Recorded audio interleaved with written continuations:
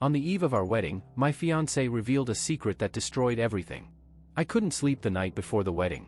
I tossed and turned in bed, my mind racing with excitement and nerves. Tomorrow was supposed to be the happiest day of my life. I was about to marry the woman I loved, the one I thought I'd spend the rest of my life with. Emma and I had been together for 4 years, and in that time, she had become my everything, my best friend, my confidant, my future. But as I lay there, staring at the ceiling, a strange sense of unease began to creep in. Something felt off. I couldn't shake the feeling, like a pit in my stomach that only grew heavier as the hours ticked by. I tried to brush it off as pre-wedding jitters, but the nagging sensation wouldn't leave me alone.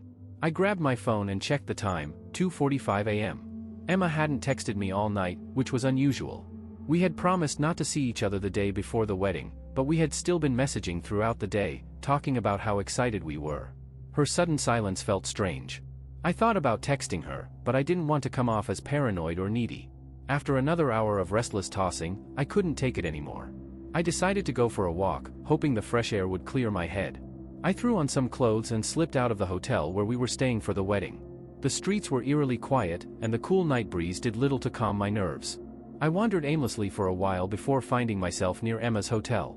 She was staying just a few blocks away with her bridesmaids. I don't know why I went there, maybe I just wanted to feel closer to her, to remind myself that everything was fine. But as I approached the entrance, I noticed something that made my heart stop. There, standing in front of the hotel, was Emma. And she wasn't alone. I froze, my breath catching in my throat as I watched her, laughing and leaning in close to a man I didn't recognize. My first thought was that it must be one of her friends, maybe a cousin or a groomsman. But then I saw the way they were looking at each other, the way their bodies moved together, and suddenly everything became painfully clear. She kissed him. I felt like the ground had been ripped out from under me. My entire world, the future I had envisioned, shattered in that single moment. Emma was kissing another man, less than 24 hours before our wedding. I couldn't believe what I was seeing. My chest tightened, and I struggled to breathe as I stood there, watching the woman I loved betray me in the worst possible way. I wanted to storm over there, to confront her, to demand answers.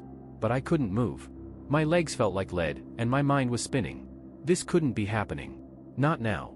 Not like this. Finally, after what felt like an eternity, they pulled apart, and Emma walked back into the hotel with him. I stood there in the cold, staring after her, my heart pounding in my chest. I didn't know what to do. I felt paralyzed by the shock of it all. The love of my life had just betrayed me, and tomorrow, I was supposed to marry her. The rest of the night was a blur. I don't even remember walking back to my hotel. All I know is that by the time I got there, the weight of what I had seen crashed down on me like a wave. My body felt numb, but my mind was racing with questions I couldn't answer. Why? Why would she do this? I kept replaying the scene in my head, trying to make sense of it, but nothing did. Was I missing something all along? Had there been signs that I just refused to see? Every memory of us, every happy moment, felt like a lie now. I sat on the edge of the bed, my phone clutched in my hand. I needed to talk to her. I needed to hear it from her own mouth. Maybe there was some explanation, some reason that would make all of this go away. Maybe, but deep down, I knew there was no justification for what I had seen. I typed out a message, "We need to talk. Now." I stared at the screen for what felt like hours before finally hitting send. The message felt heavy, like the beginning of the end, but I had no other choice. I couldn't ignore what had happened, and I couldn't pretend everything was okay. Not anymore. Minutes ticked by without a response. I paced the room, my heart pounding in my chest, wondering if she was just going to ignore me. But then my phone buzzed, and her reply flashed on the screen. "Can we talk in the morning?" Morning? I couldn't wait until morning. Not after what I had just seen. I needed answers now, not after another sleepless night filled with doubt and anger. "No. I saw you tonight, Emma. I know what you did." I waited, staring at the screen, wondering what her response would be. Would she deny it?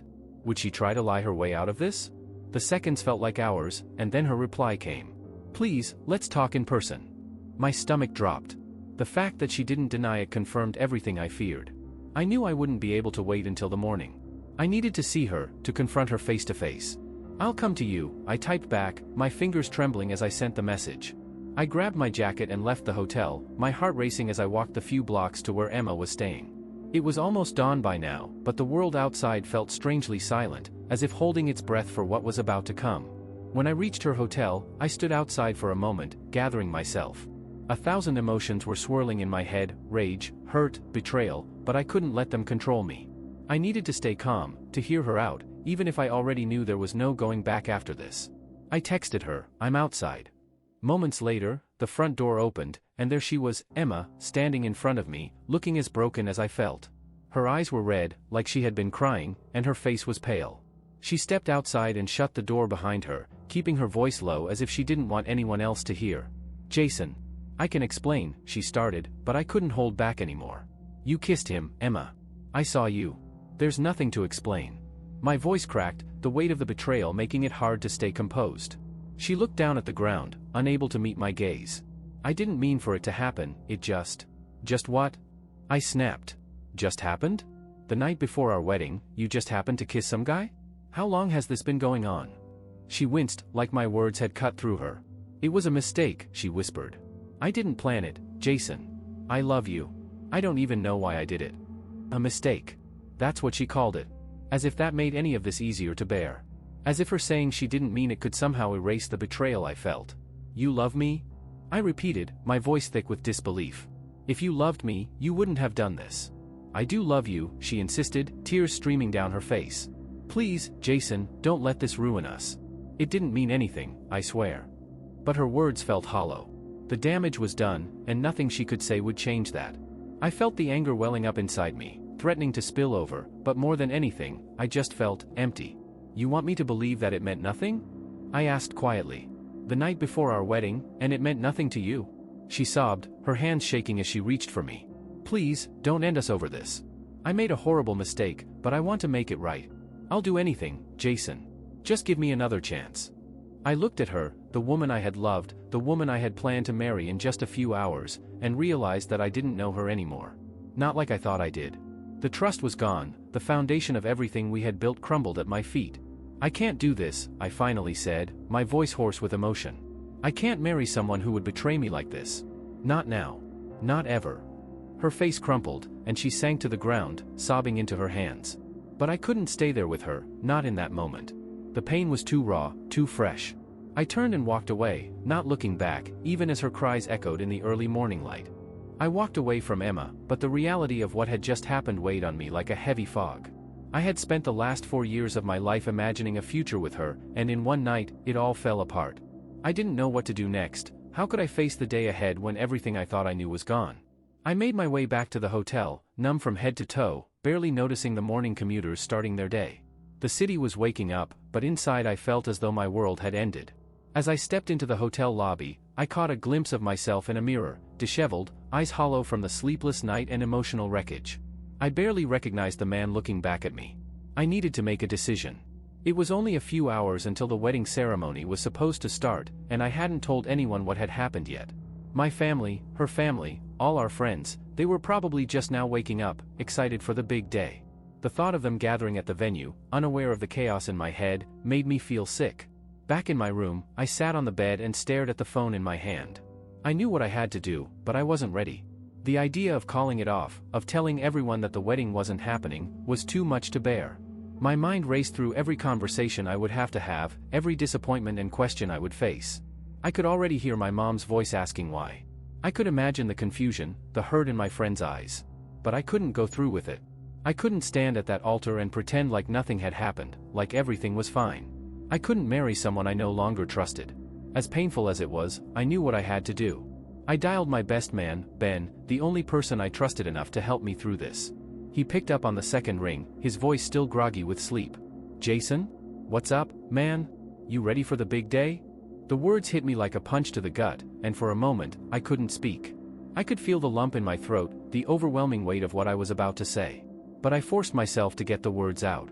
"There's not going to be a wedding, Ben." There was a long pause on the other end of the line. What? What are you talking about?"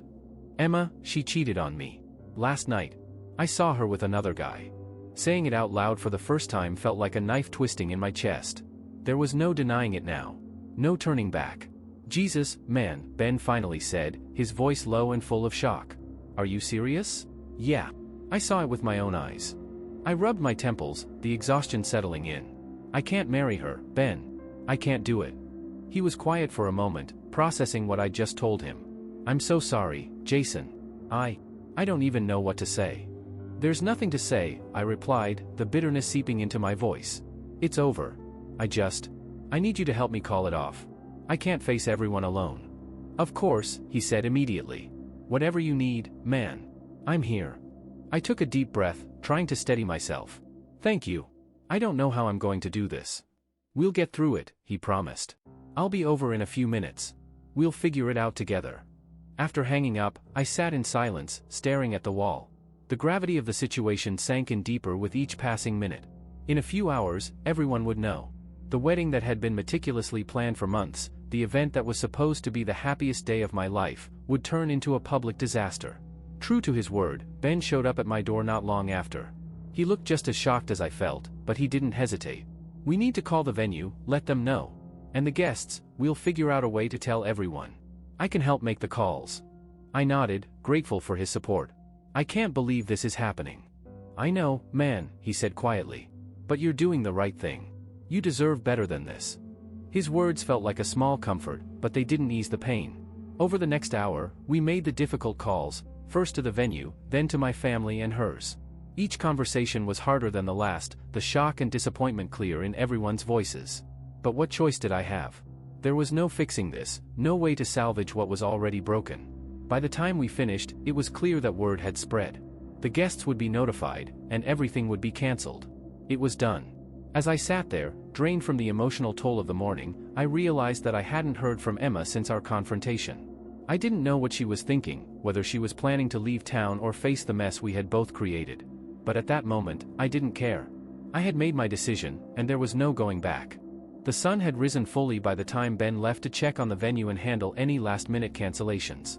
I was left alone in the hotel room, staring blankly at the mess of wedding attire scattered around me, the suit hanging on the door, the tie draped over a chair, shoes lined up near the bed. All of it was meant for a future that no longer existed.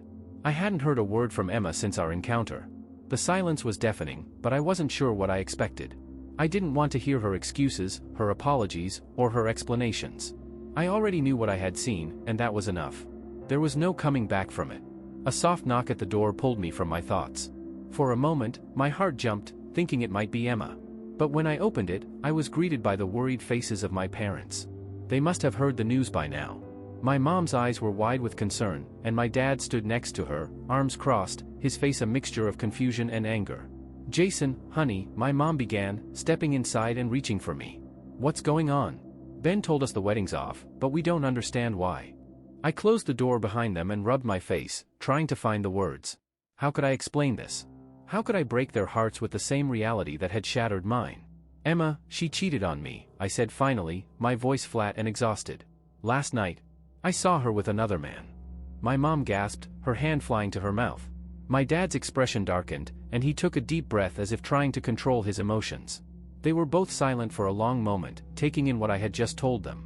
"I'm so sorry, sweetheart," my mom whispered, her voice thick with emotion. "I can't believe this." "Are you sure?" "I'm sure," I replied, the image of Emma with the other man still fresh in my mind. "I saw it happen. There's no doubt." My dad, who had been quiet up until now, finally spoke. "You made the right choice, son. It's better to find out now than later. You don't deserve this." His words, though comforting, couldn't ease the weight on my chest. The betrayal still stung, and the sense of loss was overwhelming.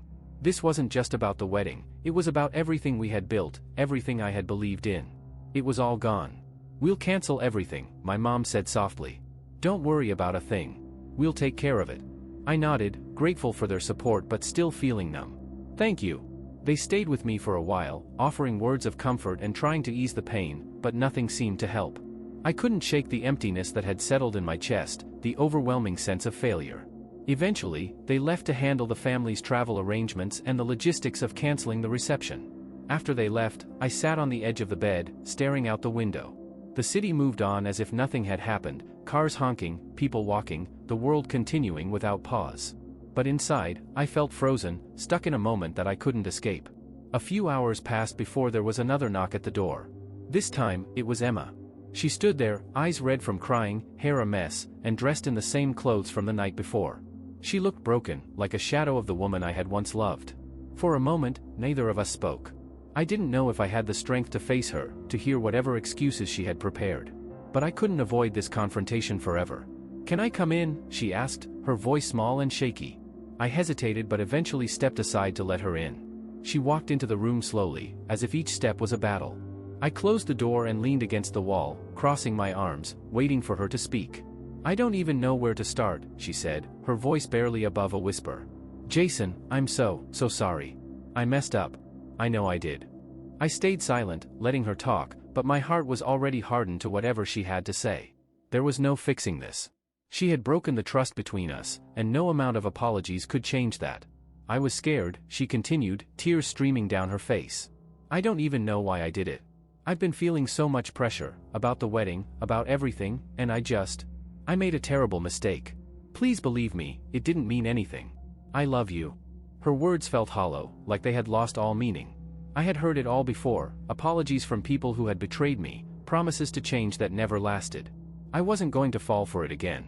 "You don't love me," I said, my voice cold. "You love the idea of me. But if you really loved me, you wouldn't have done this. You wouldn't have destroyed everything we built." She sobbed harder, her hands covering her face. "I know, Jason, I know. I don't deserve your forgiveness, but I'm begging you, please, don't throw away what we have. We can fix this.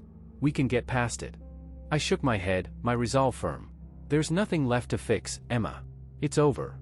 She collapsed onto the bed, her body shaking with sobs. But I felt nothing.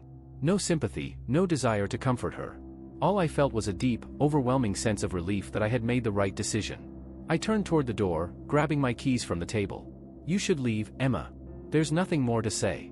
The air felt heavier as I walked out of the hotel, leaving Emma behind in the room where our wedding day was supposed to begin. Everything I had envisioned for this day was gone, no ceremony, no vows, no future with the woman I thought I knew. But strangely, with each step I took away from that hotel, I felt lighter, as if the burden of betrayal was finally lifting from my shoulders. Ben was waiting for me at a nearby cafe. He spotted me through the window, waving me inside, and the moment I sat down, he slid a coffee across the table. He didn't say much at first, just let me sit in the quiet, gathering my thoughts. After a few minutes, I broke the silence. "It's over, Ben." I told her to leave. He nodded, as if he had expected that outcome. "I'm sorry, man. I know this isn't how you imagined things would go." "No, it's not," I said, taking a sip of the coffee. "But it's for the best. I can't be with someone who would do that to me. I don't blame you. What she did, there's no coming back from that." I stared out the window, watching the people passing by on the street. They looked so carefree, so unaware of the pain I had just gone through. It felt surreal, like I was living in a different reality from everyone else. But at the same time, I knew that I wasn't alone. People get betrayed every day, and somehow, they move on. I would move on too. "I don't know where to go from here," I admitted. "I spent so long planning a life with her, and now I don't even know what my life looks like without her." Ben gave me a sympathetic look. "You'll figure it out, Jason. You've got time. And you've got people who care about you, family, friends. You don't have to go through this alone." I nodded, appreciating his support. It was true. I wasn't alone, even if it felt that way right now. I had people who loved me, who would help me rebuild my life from the wreckage Emma had left behind. "Thanks for being here," I said quietly. "I don't know what I would have done without you." "Anytime," Ben replied. "That's what brothers are for." We sat there for a while longer, talking about everything except the wedding. I needed the distraction, needed to focus on something other than the heartbreak. Eventually, I realized that sitting in that cafe, wallowing in my misery, wasn't going to help me heal. I needed to move, to get away from the memories of what could have been. "I think I need to go somewhere," I said, breaking the comfortable silence. "Just get away for a while. Clear my head." Ben raised an eyebrow. "Where are you thinking?" "I don't know. Maybe drive up the coast, take some time for myself. I just need to get out of here." He nodded thoughtfully. "That sounds like a good idea. Take some time to figure out what you want next." I finished my coffee and stood up, feeling a little more grounded than I had when I first walked in. Ben stood up too, patting me on the shoulder. "Whatever you decide, just know I'm here if you need anything." "I appreciate it," I said. "I'll let you know where I end up." With that, we left the cafe, and I headed back to the hotel to grab my things. Emma was gone by the time I returned, her suitcase missing, and the room looked just as empty as I felt. I packed up my own bag quickly, not wanting to linger in the space where everything had fallen apart. Once I was back in my car, I took a deep breath and started the engine. The GPS was still set to the wedding venue, but I quickly deleted the destination. Instead, I picked a random town up the coast and let the map reroute me there. I didn't know what I'd find, but that was okay. This was a journey I needed to take for myself. As I drove out of the city, the weight of the last few days slowly began to lift. The road stretched ahead of me, open and full of possibilities. For the first time in a long time, I didn't know what the future held. But for the first time, I wasn't afraid of it either. The drive along the coast was everything I needed and more. The salty breeze from the ocean, the endless horizon, and the winding road felt like an escape from the chaos that my life had become. I left behind the city, the wedding that never happened, and most importantly, the betrayal that had shattered everything I believed in. I was ready to leave it all in the rearview mirror. I didn't have a specific destination in mind, just a general direction. My phone buzzed a few times with messages from concerned friends, but I wasn't ready to talk to anyone. Not yet. I needed time to process what had happened and figure out what my life would look like from here on out. Hours passed as I drove, my thoughts swirling around Emma's confession and the image of her with someone else. The pain was still there, but it felt duller now, less like a sharp blade and more like a distant ache. I knew that with time, it would fade, but the scars of her betrayal would always be a part of me. I stopped at a small town by the coast, the kind of place where no one knew who I was or what I had been through. It was quiet, peaceful, exactly what I needed. I found a little motel that overlooked the ocean and checked in for the night. After settling into the room, I sat on the balcony, watching the waves crash against the shore. The sun was beginning to set, painting the sky in shades of orange and pink, and for the first time in what felt like forever, I felt a sense of calm. The last few days had been a whirlwind of emotions, shock, anger, sadness, and confusion.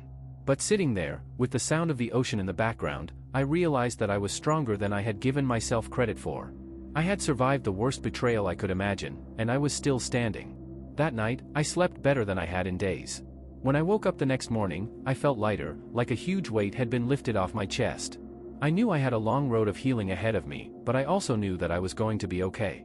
I spent the next few days exploring the town, taking long walks on the beach, and just allowing myself to breathe.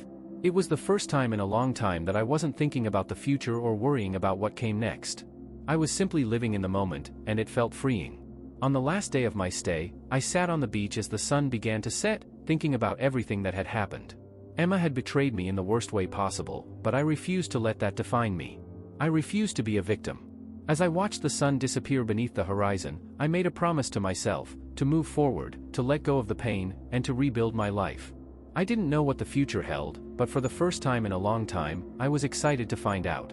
And with that, I stood up, dusted the sand off my clothes, and walked back toward the motel. It was time to start the next chapter of my life, one that didn't include Emma or the heartbreak she had left behind.